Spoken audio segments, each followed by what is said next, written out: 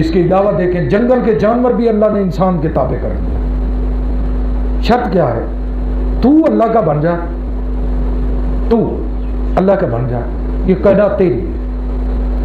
بڑا مشہور واقعہ ہے نا کہ صحابی ایک غزوہ سے، ایک جنگ سے ایک واپس آ رہے ہیں، شام ہو گئی، آگے جنگل ہے.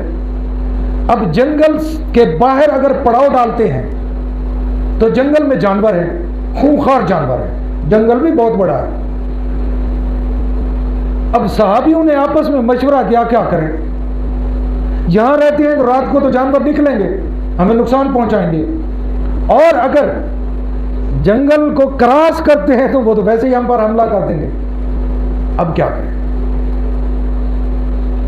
اس لشکر کا جو سپہ سالار تھا صحابی رسول، غالباً اگر میں بھول نہیں رہا تو ان کا نام تھا حضرت عمرو بن العاص رضی اللہ تعالیٰ عنہ.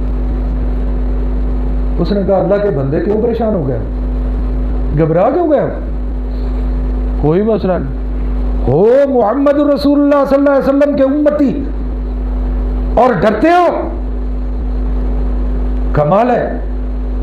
ایک اونچی سی جگہ پہاڑی، ویسے بھی دیکھ جو گئے ہیں ان کو پتہ ہے پہاڑی علاقہ ہے، ایک چھوٹی سی اونچی سی جگہ پہ کھڑے ہو کر آواز دی، او جنگل کے جانوروں نکل جاؤ یہاں سے، آج آپ کے مہمان محمد کے غلام ہیں.